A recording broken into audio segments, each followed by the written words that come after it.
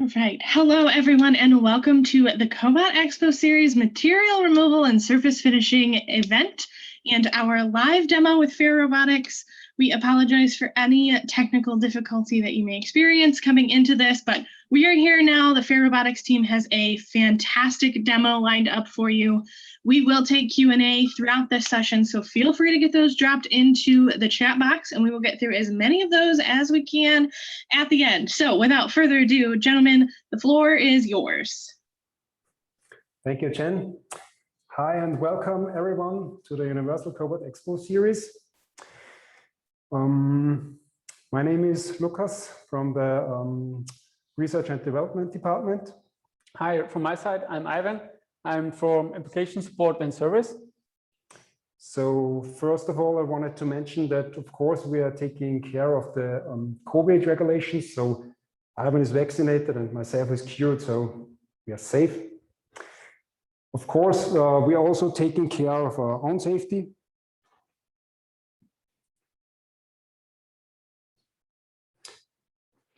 I also wanted to mention that as for every robot process, of course, you have to do a risk assessment first. So you have to do a safety analysis, identify all of the potential safety risks, and then apply adequate safety precautions.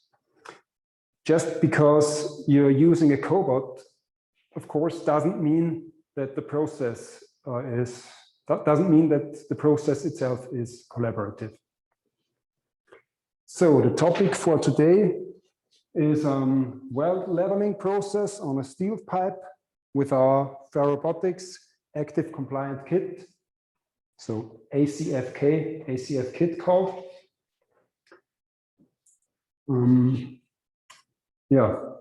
Here you can see a few of the products we already implemented, a few of the dynabrade power tools we already implemented onto our ACF kit.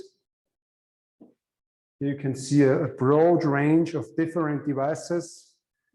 And with this, you have a quick realization of the task you want to realize. As you can see, you are highly flexible. There is a power tool for each task you can think of. They are also suited for smaller shops. So yeah, there is something for everyone. And it's as simple as it can get. You will see afterwards. As we like to say, one tool is all tools. And basically, you can integrate each dynabrade power tool onto our ACF kit. The ACF kit complements the flexibility of the universal robot. So you can do the one thing in the morning, the other thing in the afternoon. So you have the flexibility. And now you have also the flexibility for material removal. So you can do grinding in the morning, sanding in the afternoon.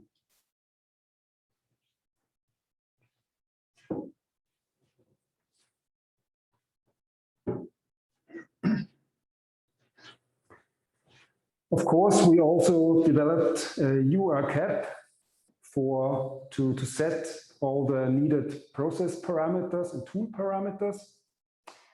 All of the tools are integrated into the UR cap to be able to use them easily. So I will show you a quick view of the program node to see what it's all about. Here you have the three main process parameters that you have to set. And you can also enable or disable the tool. And a few comments which are useful.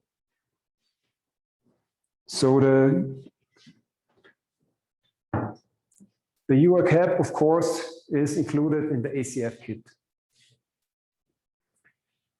So first of all, as we want to use another tool, we will show you the easy and fast tool changing procedure.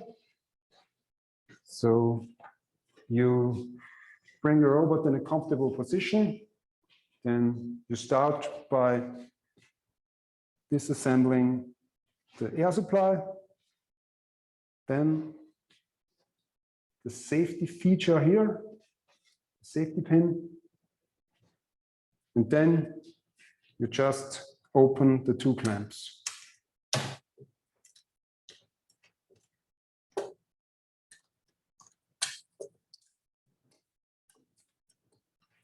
Simple as that.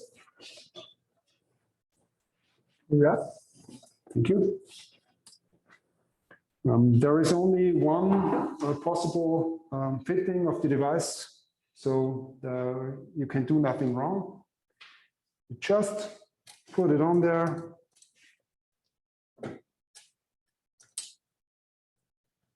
Tighten the clamps. Of course, don't forget the safety pin.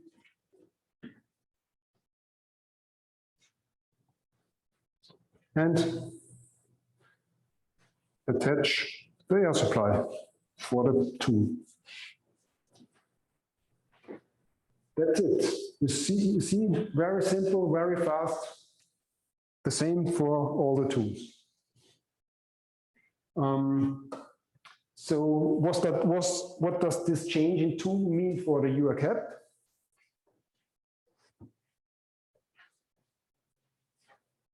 You just go to the installation node. You look at the number of the tool you just attached.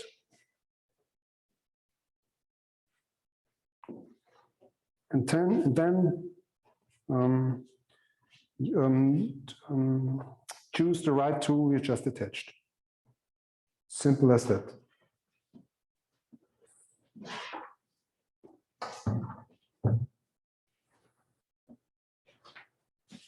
Okay, so thank you, Lucas. Now I will talk about the process. So the setup, we have the UR10E with the ACF kit, active force control, dynabrake power tool angular grinder with 80 grit flap disc from SIA. Here I also want to say that for this test we use the SIA, but it can also be any kind of different other abrasive brands. FerRobotics and also dynabrake is suitable for all kind of abrasive brands. Okay, so here we also have our steel pipe with our welding seam, which we will level down, and after that we make a small surface finish on it. Okay, so for that, take the UR panel,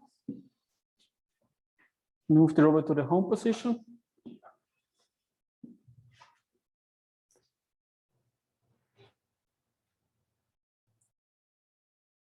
Okay, so now before we start, we will take on our safety equipment, and also for you guys, please take care. It will be loud. We do angular grinding, so take care of your ears. Small, turn the volume down or something.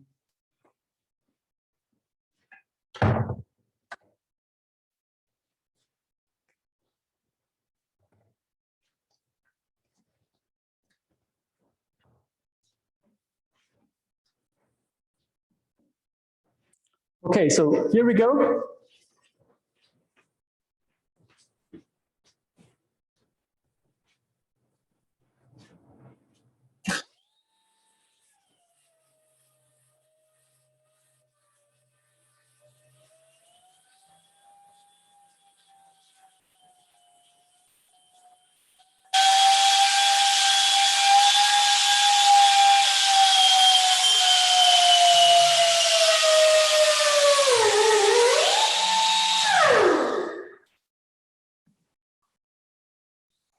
Okay, so guys, what we see here is the first step. As you see, the welding seam is really nice.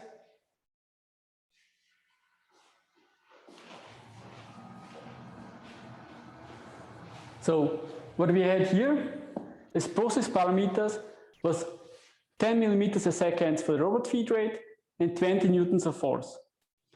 So now I will change the force a little bit, just to see how easy it is to change. So I go to my ACF-K NUR, change the force from 20 to 15. Okay, so that's it. Really easy. We keep it simple. Also, I want you to take a note now. Listen, you hear that the noise of the angular grinding is consistent. Consistent noise means consistent force control. Now we do a second run.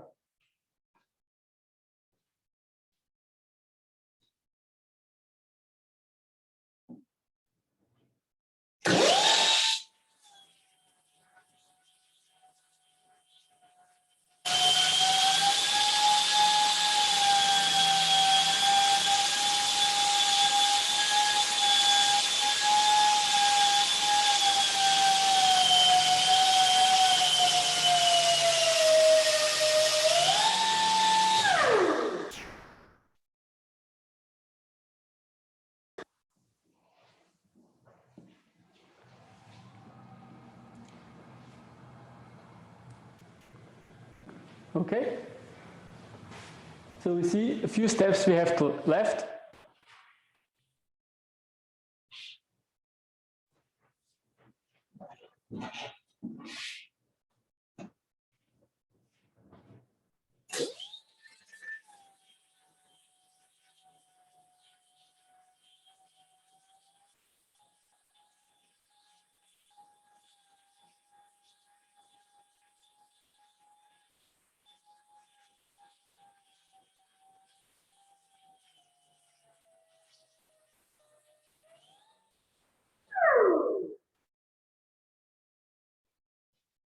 Okay, so let's have a look. So as you see, the surface of the welding seam is really nice and smooth. So for that now, last point I would like to show you that you can also go faster with the angular grinder. Therefore, we'll also change the force. So we change the force to 8 newtons. Okay. And we change the robot speed from 10 millimeter a second to 50 millimeter.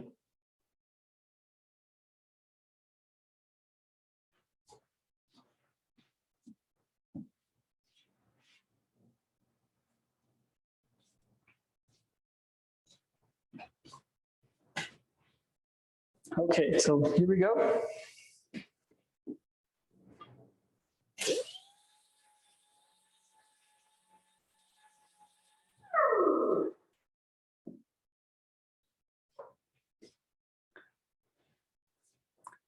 Okay, so as we had some small technical issues to get reconnected, I would say we keep it now as that, and we hand over to Jen for the next questions. Perfect. Yes. Thank you, Lucas and Ivan. We appreciate that content and your guys' care for safety. That's always a good thing to see. If you have not gotten a chance to get your question in, please do so now. We do have some time for those. You can drop those in to the Q&A box. Some of the questions I see are flowing in now, so we will get started. First question asks, why should I buy an expansive active compliance when the robot already can do force control? Okay. First of all, we have to clarify what does expensive mean. In the end, it's all about the return of investment. So if the process does not perform, it is more expensive, of course, for the customer. For example, if the programming takes longer, or maybe there is less production time or less time where the robot is working because it's faulting or something like that, This also means that the costs increase. And of course, it also is unsatisfying for the operator. So with our devices, you have a more appealing return of investment. You have a more stable system, better quality. The question in the end is, of course, am I not trying to save money on the wrong spot, maybe? All right. Our next question asks, how accurate is the force on the part compared to a force torque sensor? Okay, maybe I'll take over this question. So for us, the very big difference from active force control is to a force torque sensor is we are active applying a force. So as you see in our device, we have a stroke of a certain amount of millimeters, and within this stroke, our force tolerance is 1 to 2 newtons. This depends on the application, robot speed, but mostly applications 1 to 2 newtons. And also the robot program keeps the same. So the robot brings us in position, if FerRobotics keeps contact and the active force control. With a force torque sensor, the robot does the calculation by the input of the sensor because it's a sensor, there's no active applying force. Perfect. Next question asks, if someone's new to automation, maybe they're a little intimidated by, kind of setting up a sander tool, what type of support does FerRobotics offer to new customers? That's a very good question. If someone is new into robotics or applications like sanding, we are happy to help the customers. They can contact us directly. We will hand over to a distributor partner. We have all them around the world. So we are here to support our customer to get them happy. And of course,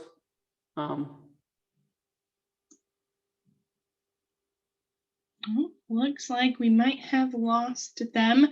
But if you want to continue the conversation with FerRobotics, you can find them in the virtual exhibit hall. You can continue the conversation live via the chat there if you're joining us live June 22nd and 23rd. I would also encourage you to check out their keynote, which does take place tomorrow, airs live at noon Eastern time.